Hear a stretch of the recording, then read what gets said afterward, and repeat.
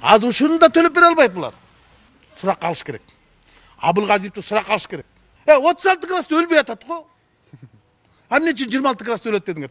Скелчинович үчүн пандемия кырдаалын эми буга чейин эле айтып келдиңиздер, алдын алса болот депчи. Мына эми чет өлкөдөн мына мигранттар баардыгы ушул медицина тармагындагы керектүү нерселерге акча которуп өздөрү кылып атат. Анан мынакей Космосбек Чолпонбаевди, Абылгазиевдин өзүн баш кылып жоопкерчиликке тартыш керек деп ушундай сөздөр болуп атат.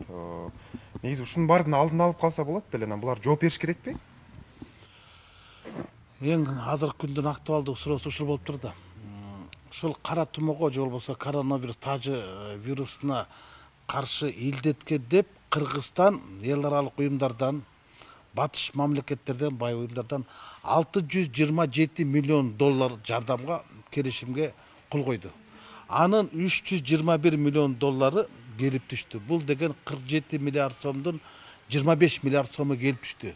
Ушунча каражат менен анан кийин ошого туруштук бере албай бүгүн карапайым элди кайгыга салган өкмөттүн жоопкерчилиги каралыш керек да. Эл эмне үчүн бүгүн бушайман? Эл эң ириде келген акча кайда кетти деп атат. Анан өкмөттүн биринчи вице-премьерлери айтып атпайбы? Биз отчет бербейбиз депчи. Эмнеге отчет бербейбиз? Эгер келген акчаны мен айтып коеюн, 627 миллион доллардын 166 миллион доллар калган грант, ал бекер берилген акча. Калган 461 миллион доллар бул кредит. Кредитти сен жана мен эл төлөйт. Эл төлөгөн акчанын эл эсебин алыш керек. Азыркы өкмөт ар бир тыйынына чейин эсептеп бериш керек, ачык чыгарыш керек. Бул жакка кетти, бул жакка кетти, бул жакка кетти депчи. Мен айтайынбы? Булар вируска эмес, булар минуска иштешкен. Мен бир жолу кыйкырбадым эле жогорку кеңештен. Вирус бар, вирус тартта минус бар деп. Булар вируска эмес, минуска иштеди. Мисалы коронавируска каршы келген акчага булар 3 миллион долларга буудай алышты Батыр резервке. 200 миллион сомго буудай алды, анан 100 миллион сомго булар жана мейли таркатпады пакет. Аны канча таркатты, канча пакет, баасы канча керек эл өзү аныкталыш керек. Дары дармектер алынган эмес да. Эмне үчүн 25 миллиард сомду алып туруп, анан сен 20 ИВЛ алдың? Эмне ушул бу өкмөттүн күрөшө турган.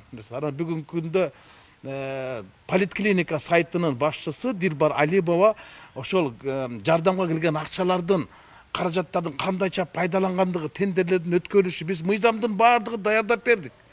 Жогорку кеңеш өз милдеттерин аткарып туруп, өкмөткө бүт жеңилдиктерди алып бердик.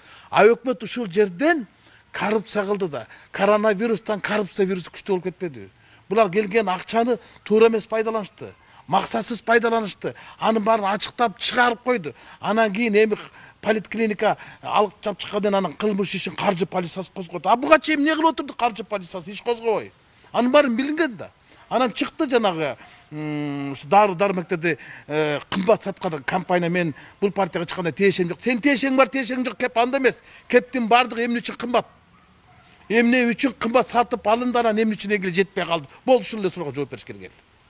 Анан кийин азыр эми Космосбек Чолпонбаевди суракка чакырып атпайбы каржы полициясы ошол кездеги самдоочу? Ал башкаруучу эмес, ал аткаруучу да.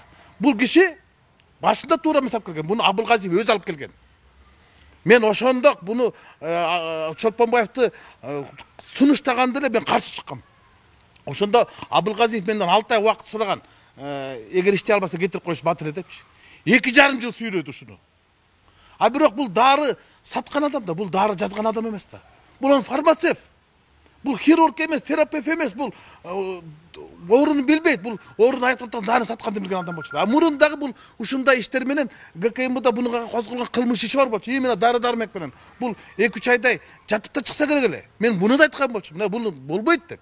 Мына бүгүн азыр жанагы мендеги маалыматтар боюнча бул адамды Кыргызстанга келген дары дармектерди башка мамлекетке өткөрүп сатып жибергендиги тууралуу кылмыш козголуп атат. Кептим бар. Бул дегенче мындай саясат бул көрпенделик эмес, бул көкмейлик эмес, бул уурулук эмес, бул чыккынчылык. Бул өз элине кылган чыккынчылык. Анан ошого жол берген өкмөт бул өз элине кылган өкүмзарлык. Анан азыр Алтынай Сейитбекованы дагы суракка чакырып турду. Мен ачык айтып коюшум керек да. Абылгазиевдин өкмөтүндөгү эң адилет иштеген, эң ак жеринен ак эмгеги менен так жүрөгү менен иштеген бул Алтынай Сейитбеков болчу. Анын бир болгон нерсеси Бабановдон жардам сурап койгондугу үчүн кызматтан кетиришкен. Мен буну ачыктап коюшум керек. Аны эмне үчүн кызматтан кетирди? Эмне үчүн кызматтан кетирди? Эмне үчүн штабты башкарган Боронов кеткен Алтай Сейитбековну кетирди? Алтай Сейитбек штабты башкарган эмес да. Боронов башкарган штабты. Соответственно, Чолпонбаев кеткенден кийин Боронов да кетиш керек болчу, аны жоопкерчиликке чыгарыш керек. Анткени штабты ошол башкарган. Өкмөттү Абылгазиев башкарган. Ал экөө эмне кетпей калды дагы Чолпонбаевди крайний кылдырып, муну азыр салып берип атат. Берде ошол коронавирустун алдын ала албай калган, ошончо каражат турса дагы, эл карантинде камалып жатса дагы бардыгына макул болду. Каражат келди, эл карантинде камалып жатты. Бүт мүмкүнчүлүк, бүт шарттар түзүлүп берди, бирок өкмөт алдын ала албай калды. Алдын алсаң арзан болот, артын алсаң арман болот. Биз бүгүн арманда калдык. Арманда калдык. Канча деген адамдар набыт болот. Ушунун ар бир адамдын өмүрү үчүн, ошолордун өлүмү үчүн өкмөт жоопкерчиликте. Өкмөт жооп бериш керек. Азыркы өкмөттүн бардыгын керек болсо чыккынчылык үчүн кылмыш жоопкерчилигин тартыш керек. Өз элине кылган кыянаттыгы, өз элине кылган чыккынчылыгы, ошол келген каражатты дагы туура эмес пайдалагандыгы үчүн буларды жоопко тартыш керек да. Элге эң бир анан элдин эң биринчи бүгүнкү болуп аткан эл эмнеге үчүн өзүнүн жанын өзү сактап калыш керек. Анда өкмөттүн эмне кереги бар? Өкмөттүн эмне кереги бар? Өкмөткө бүт мүмкүнчүлүк берсе, өз элин сактап кала албай калды. Орunu koy берип жиберди. Айтпады эле 26 градуста бул өкмөттүн компетенттүү адамдар аткан. 26 градуста бул күн ысыса өлөт. 36 градуста өлбөй атат го. Эмне үчүн 26 градуста өлөт дедиңер? Эмне үчүн өзүңөр айттыңар өкмөттүн адамдары май айынын ортосунда пик болот, аны басаңдайт деп. Силерге ким айтты? Арстан Алай айтты. Эгер силер Арстан Алайдын сөзүнө ишенип отурган болсоңор, буудай дарыла турган акчага буудай алган болсоңор, анда кеткиле. Анда бардыгын жоопкерчиликке караш керек болчу. Бүгүнкү күндө элдин бийликке койгон таламы эң туура. Анткени эл билиш керек, анткени 461 миллион долларды эл төлөйт. Эл төлөй тургандан кийин эл эмнеге кетти акча? Биз жөнүнө төлөй беребизби? Биз билишибиз керек да. Ошол акча кайда кетти? Мүмкүн силер буну акчаны шайлоого даярдап койдуңарбы? Же башка жакка камдап койдуңарбы? Кептин баары ошол атпайбы? Анан кийин биз орууну жеңейик, анан жооп беребиз деген бул жоопкерчиликсиз саясат. Анан кийин сен кантип орууну жеңген күндө дагы канча адамдар кайтыш болуп кеткен, адамдардын өмүрүн кантип кайтарып келесиң? Мейли адамдардын көңүлүн кайтар, өмүрүн кантип кайтарасың? Кайтара албайсың да. Бул деген өкмөттүн жок дегенде бул шалакылыгы бар. Шалакылык боюнча да бул кетиш керек болчу. Өз элинен кечинти анан бүгүн мактана турган ишиң жок болгондон кийин актана турган ишиң эле калып турат. Булар азыр бүгүн болсо эл күнөөлүү, анан кийин бул күнөөлүү, тиги күнөөлүү. Чолпонбаев күнөөлүү эмес. Алтай Сейитбеков күнөөлүү эмес. Кептин бардыгы башкарган Абылгазиев менен Бороновду. Каржы полициясы жана козголгон кылмыш ишинин алкагында Бороновду биринчи суракка алыш керек. Абылгазиевди суракка алыш керек. Анан керек болсо бардык ошол тиешеси бар адамдардын бардыгын суракка алыш керек. Ошондо эл ыраазы болот. Немесе анан кийин азыр бир экөөнү кылмышын козгоп коюп, анан штраф салып чыгарып койгон бул баары деле элдин талабын аткарады болбойт да. Эртеби кечпи баары бир деле эл чыгат да сурайт турган күн келет. Анткени каалайбызбы, каалабайсызбы, согуш маалында да мынча адам өлгөн эмес. Анан мына өзгөчө абалды киргизди, карантинди киргизди, элдин баарын үйүнө киргизди, жат деди, жатты, чыкпа деди, чыккан жок. Анан акчанын баары келди. Эмне үчүн бүгүн аяк ушундай болуп келди? Эмне үчүн биз менен эле бирдей Өзбекстандын да бул илдетти алдын жакшы алышты бизге караганда. Аякта набыт болгон адамдардын санасы, анан кийин алган каражаттар да аз. Эмне үчүн Кыргызстан эң көп каражат алдык, 47 миллиард алдык. 47 миллиард алдык, бюджетке 30 миллиард деген. Анда 17 миллиард кайка кетти. Эл сурайт, элдин бардыгы азыр келе эмес да, азыр элдин бардыгы мурундай маалыматты только өкмөттүк эле маалымат каражаттарын алып калган жок да, элдин бардыгы азыр тармактардан алып атат, өкмөт сайтынан келип атат. 47 миллиард сом жардам келип атса, анын мынчасын алган болсоңор, ошол акчалар кайда? Эмне үчүн ИВЛдын жоктугунан канчадан адамдар өлүп кетти? Бул түздөн түз бул кылмыштуу саясат. Өз элин өлүмгө түртүп койгон саясат. Бирскел Чынбекович, мисалы буга чейин бир атка минерлер коррупцияга шектелип мындай ушундай болсо, мындай кызматтан кетирип жазалап коюшту да. Эми азыр сиз айтып аткан Боронов менен Абылгазиевдики айтып атасыз күнөөлүү депчи. Бирок булар коррупция эле эмес, элдин баягы өлүмүнө дагы күнөөлүү болуп атат. Эми ошондо булардын жазасы дагы мындай мындай кызматтан кетип эле калып калабы? Жок, андай болбош керек. Бул жерде моральдык, материалдык жоопкерчиликтердин бардыгы бар. Моральдык жоопкерчилик ал өз элин ушундай кырдаалга алып келген. Экинчи, материалдык жардамдык келген каражаттар туура эмес пайдаланган. Мындайча айтканда эки жактан тең зыян келди. Анан ушундай адамдарды башынан сылап, эми кечирип койгула деп туруп узатып койгон бул тарых үчүн кечиримсиз болуп калат. Анткени биз унутсак да тарых унутпайт, тарых унутсак дагы арбактар унутпайт.